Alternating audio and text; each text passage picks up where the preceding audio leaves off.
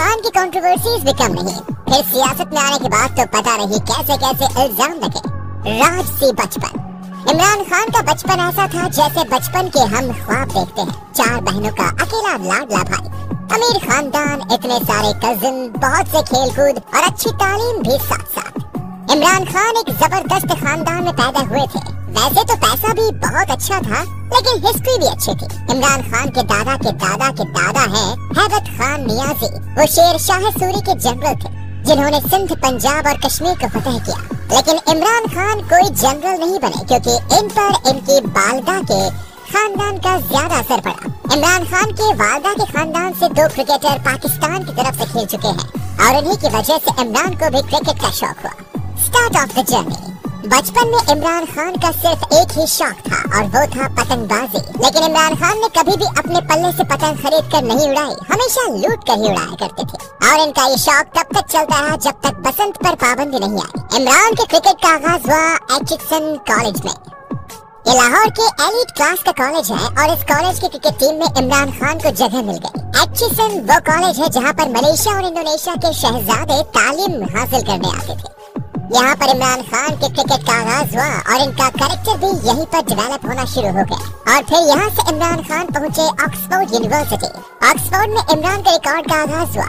वो न सिर्फ ऑक्सफोर्ड की टीम के कैप्टन बने बल्कि वो ऑक्सफोर्ड के पहले नॉन इंग्लिश कैप्टन भी बने। वैसे तो ऑक्सफोर्ड की कैप्टनसी के बाद टीमों में आसानी से अपनी जगह बना सकते थे और बनाने वाले भी थे, लेकिन इनके कजिन माजिद खान ने इन्हें समझाया कि आप जो इज्जत पाकिस्तान को दिलवा सकते हो वो इंग्लैंड को नहीं। और यूं 3 जून 1971 में बर्मिंघम में इमरान खान का पाकिस्तान की टीम की तरफ से डेब्यू हुआ और वो क्या घटिया डेब्यू था।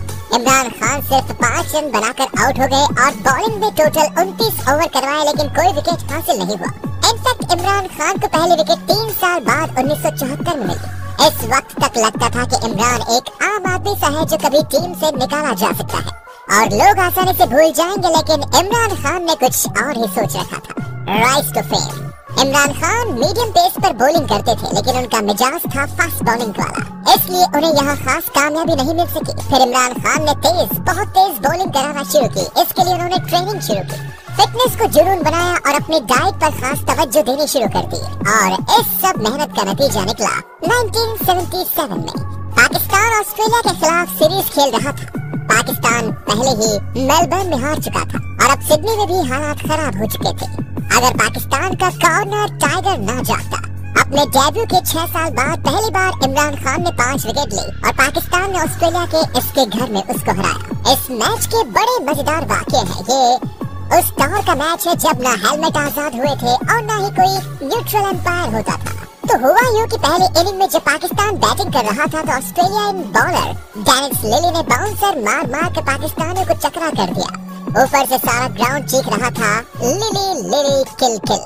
जब ऐसे ही बाउंसर इमरान खान ने मारने शुरू किए तो एम्पायर गुस्सा कर गया और पाकिस्तान के कप्तान मुश्ताक मोहम्मद को कहा कि इमरान खान को समझा लो वरना बॉलिंग से निकाल दूंगा। मुश्ताक मोहम्मद ने एम्पायर के सामने तो इमरान खान को समझा दिया बल्कि रोक दिया, लेकिन जब इमरान खान बॉलिंग कराने के लिए मार्क पर पहुंचे तो मुश्ताक मोहम्मद दौड़ते हुए उनके पास आए और कहा hit the between the eyes, next is world champs. Sydney test के बाद इमरान खान और पाकिस्तान क्रिकेट टीम ने पीछे मुड़कर नहीं देखा। इमरान को जल्द ही कैप्टन बना दिया गया और एक के बाद एक फतेह मिलती गई। जावेद मियांदाद के छक्के से एक दौर का आगाज हुआ कि शारजाह में पाकिस्तान तकरीबन 10 साल लगातार भारत को हराता रहा। वसीम अकरम, वकार यूनुस, सईद अनवर और इंजमाम उल हक जैसे प्लेयर पाकिस्तान को मिले और पाकिस्तान की टीम दुनिया की नंबर 1 टीम बन गई।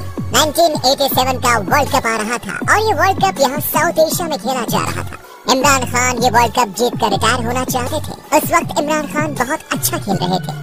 इमरान खान का कहना है कि रिटायरमेंट उसी वक्त ले लेनी चाहिए जब आपकी परफॉर्मेंस बहुत अच्छी चल रही हो, ना कि जलील होकर निकलना चाहिए। खैर पाकिस्तान सेमीफाइनल में हार गया और 1987 के वर्ल्ड कप से बाहर हो गया। इमरान खान ने 16 साल के करियर के बाद रिटायरमेंट ले ली। द रिटर्न ऑफ कप्तान।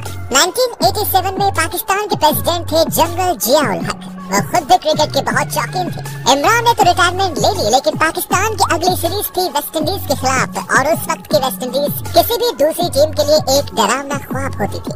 दुनिया के सबसे खतरनाक बॉलर और दुनिया के सबसे अच्छे बैट्समैन इस टीम में थे। जनरल जिया उल हक ने इमरान खान से रिक्वेस्ट की कि आप वापस टीम में आ जाएं।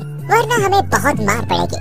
इमरान खान मान गए, सीरीज हुई और बराबर हो गई। इमरान खान को मैन ऑफ द सीरीज करार दिया गया, लेकिन यहाँ पर इमरान खान का ख्वाब सिर्फ क्रिकेट खेलना नहीं था। Imran the philanthropist.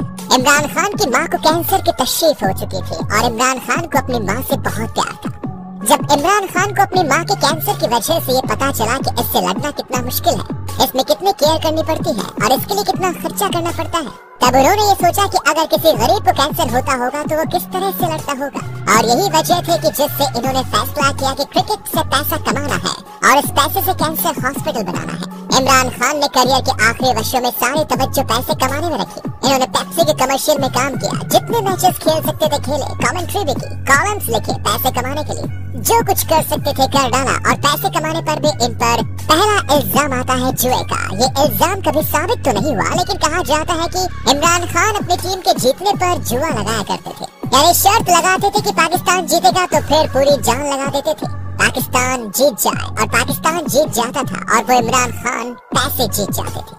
दूसरा सबसे और मशहूर इल्जाम है प्लेबॉय होने का। ना जाने कितने लड़कियों के दिलों पर इस हैंडसम कैप्टन ने राज किया। एक तरफ तो इमरान दुनिया के सबसे अच्छे प्लेयर्स में से एक थे और दूसरी तरफ वो दुनिया के सबसे गुड लुकिंग प्लेयर्स में से एक थे। इमरान खान के बहुत से अफेयर मशहूर हैं। ज़ीनत अमान का अफेयर सबसे मशहूर रहा। भारतीय अदाकारा जो बोल्ड होने के लिए जानी जाती है, ज़ीनत अमान ने बहुत ही ऐसी हरकतें शुरू कर दी जिनसे सबको लगा कि इमरान और ज़ीनत का अफेयर चल रहा है।